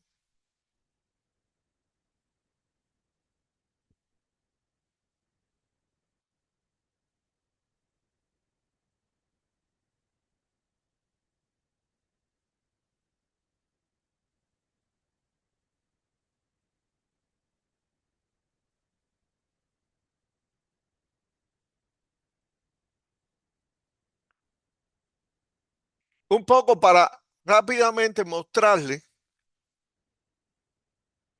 cómo sería una estimación de dosis en medicina nuclear.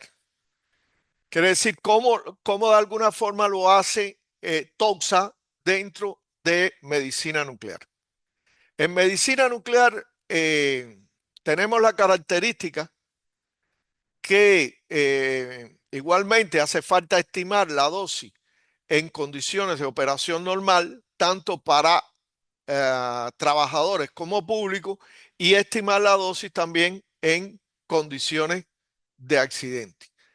La característica fundamental en medicina nuclear es que, si bien está muy claro en teleterapia que el operador es el que más se expone, en medicina nuclear hay varias personas que se exponen en diferentes tipos de tareas o actividades y algunas personas realizan varias de estas tareas y actividades. Entonces, a veces no, a priori no es fácil saber cuál es la persona que más se expone. Entonces, en medicina nuclear, lo lógico es hacer la estimación de dosis considerando la dosis que se recibe por la persona que ejecuta cada una de estas actividades. Por ejemplo, otra cosa importante en medicina nuclear, si bien el peligro que habíamos definido en radioterapia es solo la dosis por irradiación externa, en medicina nuclear también tenemos límite de dosis en extremidades. Entonces, además de estimar dosis por irradiación externa, quiere decir a cuerpo entero, hay que estimar dosis en extremidades, porque tendremos que verificar que se cumplen los dos límites. Y como les decía, la estimación de dosis tiene que ir por cada una de las etapas del proceso de medicina nuclear. Aquí yo les he puesto un servicio de medicina nuclear convencional hipotético que hace estudios diagnósticos, no terapia, estudios diagnósticos con yodo y con tecnecio, y realiza diferentes etapas, o quiere decir, los isótopos, los radioisótopos se manipulan en diferentes etapas por diferentes personas y es necesario estimar la dosis que reciben las personas en cada una de estas operaciones, en algunos casos Incluso hay que estimar la dosis en extremidades y la dosis a cuerpo entero, con lo cual es la estimación de dosis es un poco más laboriosa, igualmente sencilla, pero laboriosa. Por ejemplo, la primera etapa pudiera ser la dilución del generador, la etapa de dilución del generador de molibdeno tecnecio. Si esta usted no la realiza en su hospital porque le llegan ya los radiofármacos preparados, pues usted no tendría que estimar esta etapa, pero la mayoría de los servicios de medicina nuclear reciben el generador y hacen la ilusión del generador. Y aquí tendría que estimar la dosis que recibe en extremidades y la dosis que recibe por irradiación externa. La dosis que recibe en extremidades se puede estimar igualmente haciendo una medición en contacto con el protector de elusión que se utiliza para la elusión del generador. Quiere decir, la elusión del generador, ustedes saben, se hace utilizando un protector de elusión. Usted puede medir esa dosis o puede estimarla con códigos de cálculo que existen para eso. Por ejemplo, en Microchip versión 4, usted le pone de qué espesor es el contenedor de plomo, 5 milímetros, la actividad supuestamente que se va a eluir y él hace el cálculo y le puede decir, por ejemplo, esto es un cálculo que yo hice en algún momento, le puede decir que la tasa de dosis en contacto con el contenedor de elusión, este tipo de contenedor, es de 14.18 microsievert por hora.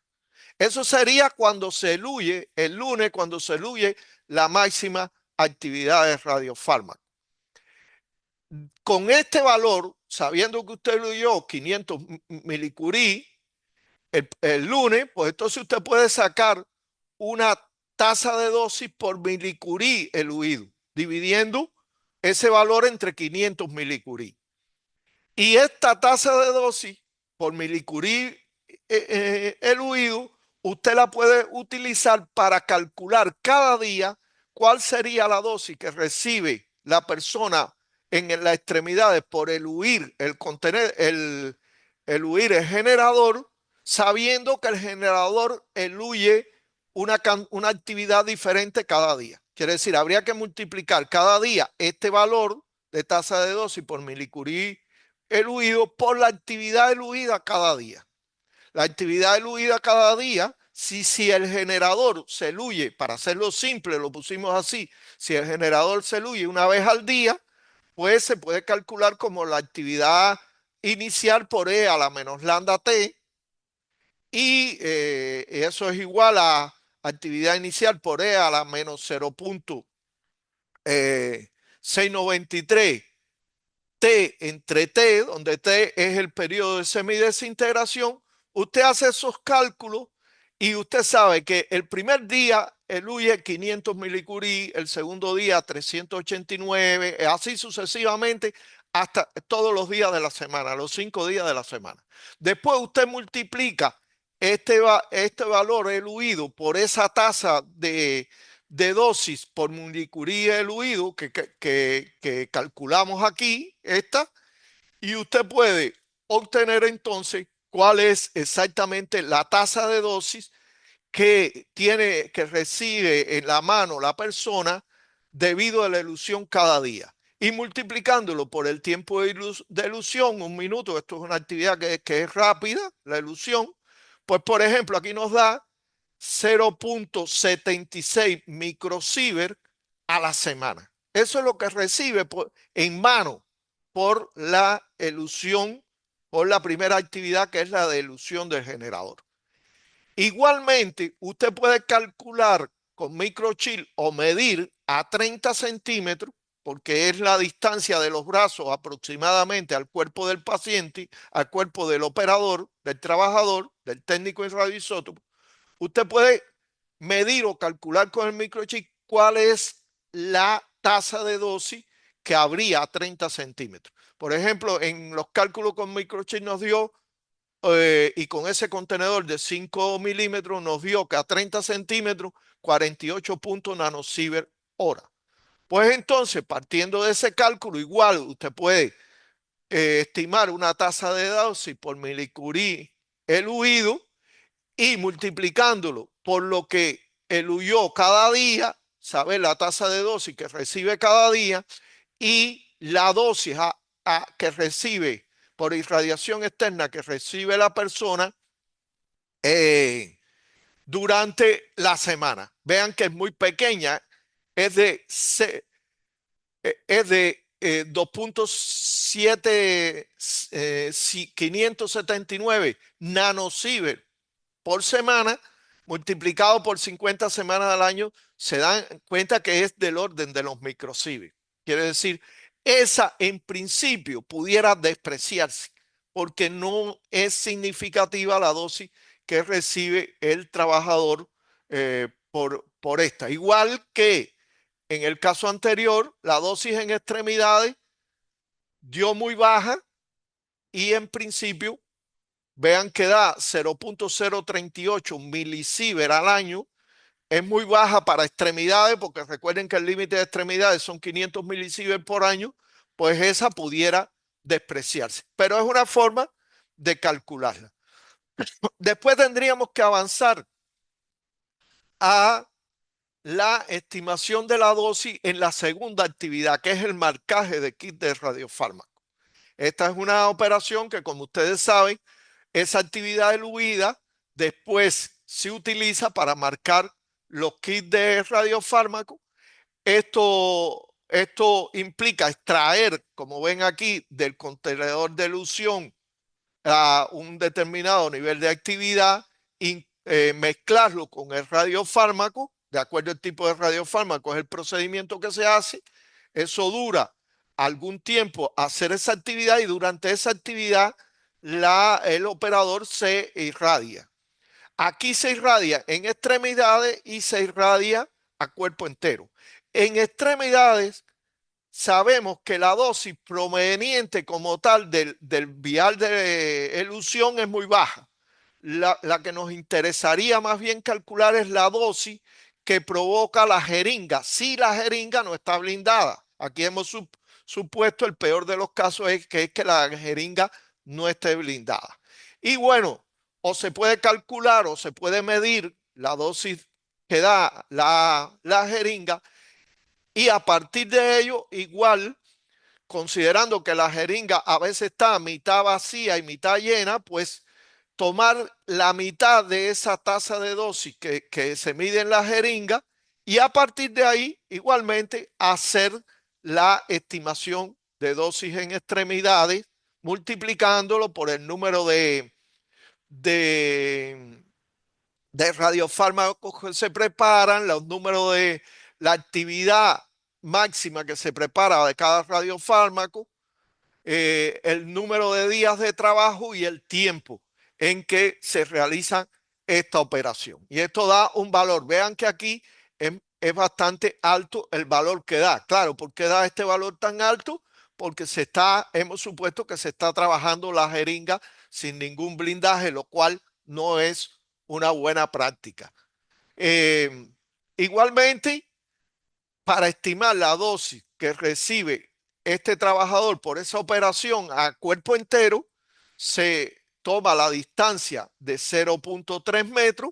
Aquí, para simplificar mejor los cálculos, la jeringa la consideramos una fuente puntual, que es una simplificación aceptable, y ya por la ecuación esta de fuente puntual calculamos la, la dosis que recibe el trabajador por una operación, multiplicándolo por el número de operaciones, semanas al año y eso, y obtenemos la dosis a cuerpo entero que recibe el trabajador. Así sucesivamente tendremos que ir avanzando por las diferentes etapas del proceso. Por ejemplo, aquí está, yo no voy a describir en detalle, pero le va a quedar ahí la presentación, cómo hacerlo para la preparación de las dosis. Ustedes saben que esa dosis, ese radiofármaco marcado, después se divide en varias dosis que son las que se administran al paciente de acuerdo al peso, la talla, etcétera, y a los protocolos que se vayan a utilizar.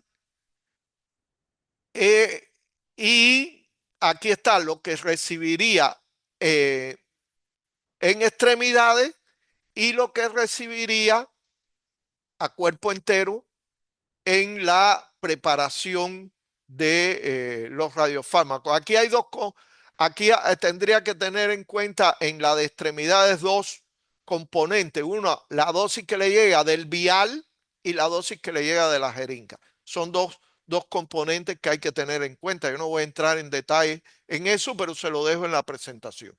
E igual habrá que calcular la dosis a cuerpo entero que recibe esta persona considerando la jeringa como una fuente puntual.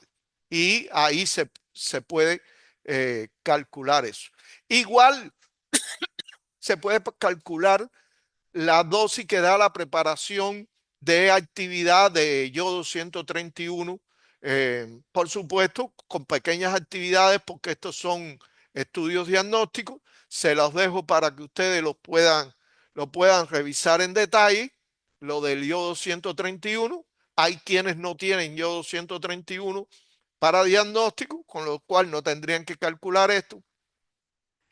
Y después está la etapa de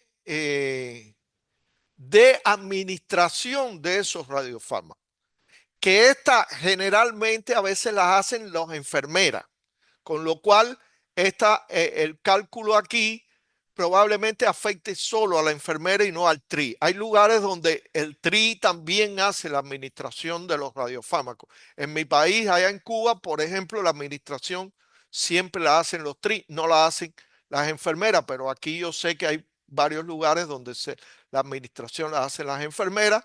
Esta sería la forma de determinar la dosis en extremidades que recibe la enfermera sin la jeringa blindada. Vean que la dosis es muy alta en que reciben las enfermeras si no usan jeringa blindada. Y aquí estaría la forma de determinar igual la dosis a cuerpo entero que recibe la enfermera si no usa delantal plomado, que en el caso del tecnecio en algunos lugares se usa porque realmente el tecnecio el delantal plomado permite una reducción importante de la dosis. En el caso del yodo 131 no tiene ningún sentido porque el delantal plomado no representa ninguna reducción importante de la dosis. Igual la forma de estimar la dosis para el caso de la administración oral de los radiofármacos. Después viene una etapa, que es la etapa de adquisición de las imágenes. Y en la etapa de adquisición de las imágenes hay dos contribuciones. Está la contribución de la dosis que recibe el trabajador cuando está posicionando al paciente, porque recuerden que el paciente es una fuente radioactiva, y la dosis que recibe ya cuando el trabajador está adquiriendo las imágenes desde el panel de control. Que si en algunos casos, si es tecnecio y está suficientemente alejado el panel de control, 3 metros, por ejemplo, pues esa dosis es muy baja, prácticamente insignificante. Es más la dosis que reciben por el posicionamiento de los pacientes para hacer el estudio que por lo que recibe por operar el equipo desde el panel de control donde están lejos del paciente. Aquí están las dos contribuciones, también se las dejo ahí para que las puedan, considerar. Igual, si hubiera blindaje, pues se puede considerar el blindaje.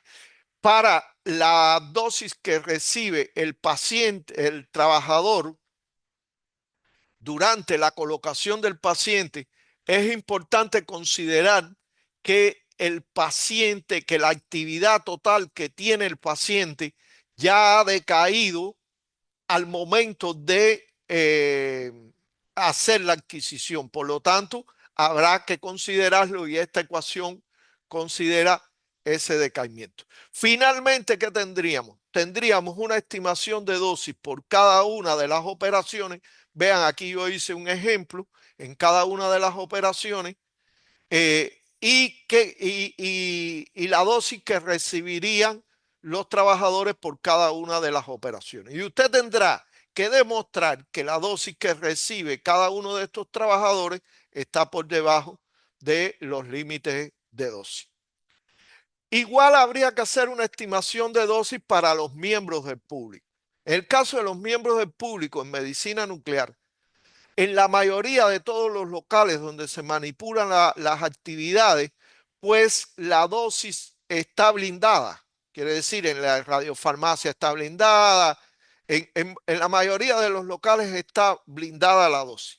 Un punto caliente que mucha gente no lo sabe, pero que sí existe en los servicios de medicina nuclear es la sala de pacientes con dosis administradas. Quiere decir, en la mayoría de los servicios de medicina nuclear hay una sala donde van los pacientes después que se les administra la dosis.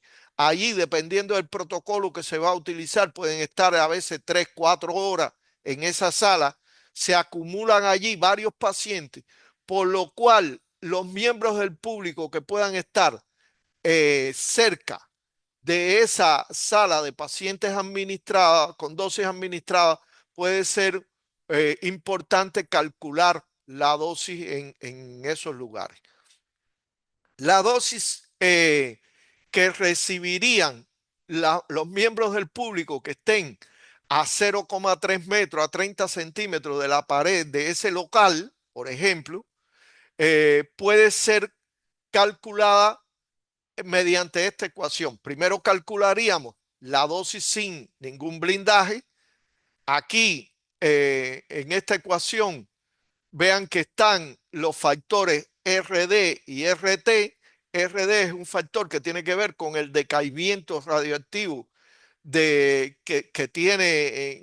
tiene la actividad que se ha administrado al paciente, y RT tiene que ver con un factor de reducción biológico que tiene que ver incluso con la excreción que va teniendo el paciente durante el tiempo que está en esa sala. Por ejemplo, aquí, eh, eh, como el paciente suponemos que va directamente del local de administración de la dosis a este local donde está en la sala, pues el delta T este es cero, quiere decir es prácticamente cero. Por lo tanto, RD es 1. Quiere decir ese factor es 1 porque es la exponencial negativa.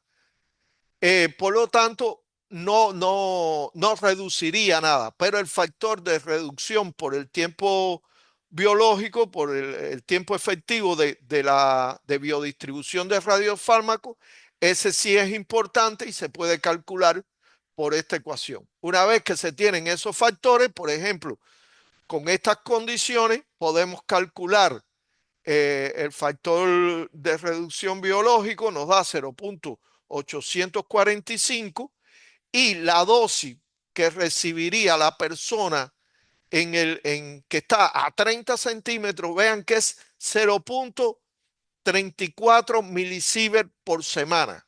Si lo multiplicamos por 50 semanas, nos daría que esta persona pudiera estar recibiendo una dosis mayor que la de público, porque el límite de dosis de público es 1 milisievert. Esto es contando que no existe ningún blindaje. Suponiendo, por ejemplo, que existiera una pared de tichol o de bloque allí en este local, pues esa dosis que calculamos se va a ver reducida por un factor de atenuación que le da esa barrera. Por ejemplo, si consideramos que esa barrera es de un espesor de 6 centímetros equivalente de concreto, aunque sea, por ejemplo, es el espesor típico equivalente de concreto que se da para un ticholo, pues entonces podremos calcular ese factor de atenuación que tendría la dosis, que en este caso nos da este valor, y considerando también que probablemente la persona no está siempre ahí en esa posición, sino un factor de ocupación de esa zona por miembros del público, por ejemplo, en un pasillo, pongámosle 1/40, pues entonces podemos calcular la dosis que realmente recibiría el miembro del público ahí y vean que entonces si la dosis es bastante menor a, a 1 milisievert multiplicado por 50 semanas es menor de 1 milisievert la dosis por año que recibe esa persona. Pero hay que verificarlo, ya les digo, yo he llegado aquí a lugares donde he medido aquí afuera y la dosis y la tasa de dosis es importante y puede ser necesario tomar medidas ahí.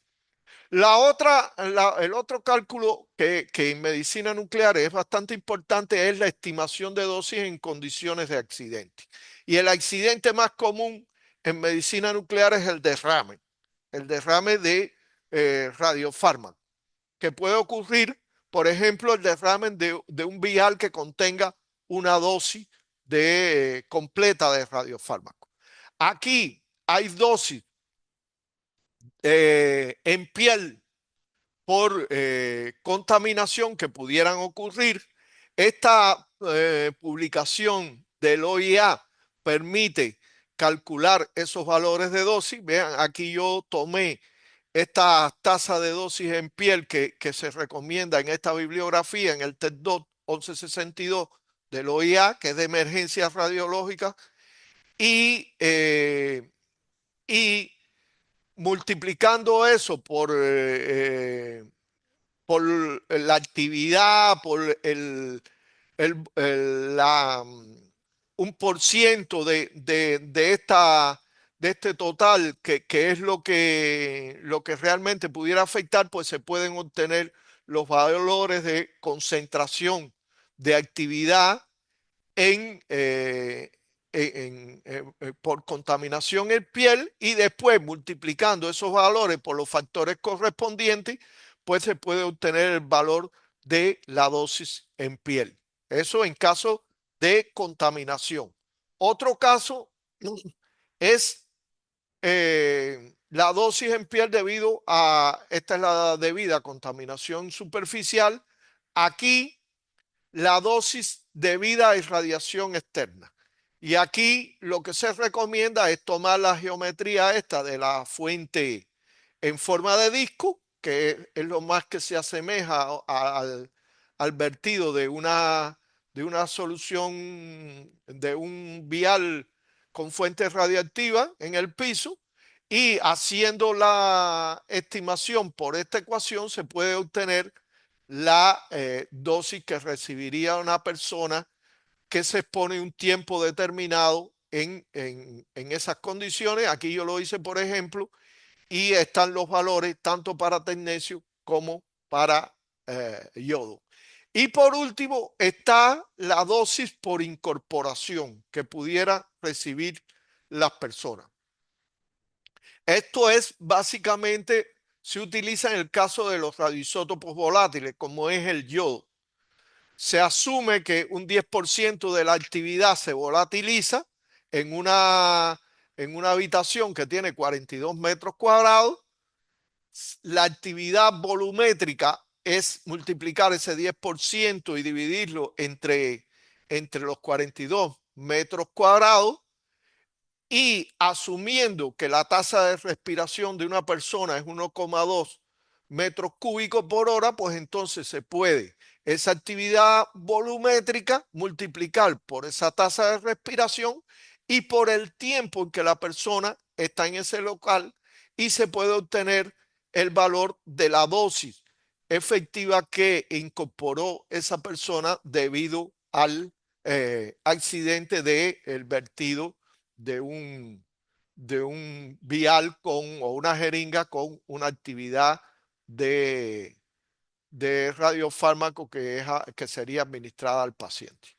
Bueno, como ven, es un poco más complicado, más, digamos, más laborioso, no más complicado, más laborioso la estimación de dosis en el caso de medicina nuclear, pero igual vean que son formulismos sencillos, siempre estamos haciendo aproximaciones a fuente puntual, a metodologías sencillas que no compliquen demasiada la estimación de dosis, porque no necesitamos tampoco una exactitud tan grande en las estimaciones de dosis en el caso de medicina nuclear y de radioterapia. No sé si alguien quiere hacer alguna pregunta. En la próxima, si no hay, déjeme revisar el chat, por si acaso hay alguna pregunta en el chat. No, no veo ninguna pregunta.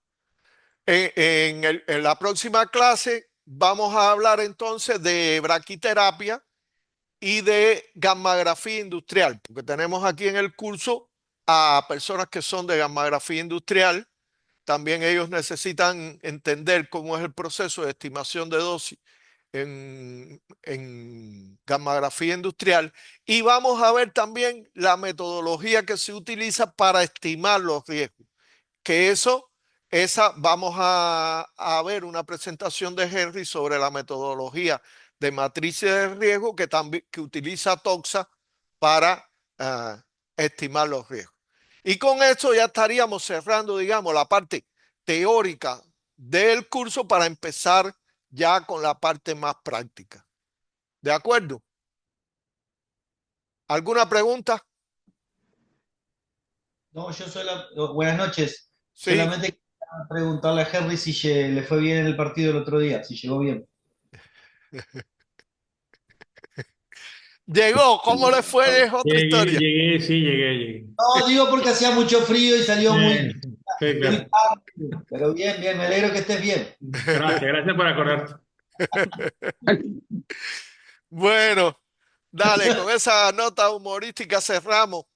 Que tengan muy buenas noches. Gracias a todos. Abrazo. Gracias, Cruz. Buenas noches, gracias. Gracias, hasta Gracias, luego. hasta luego.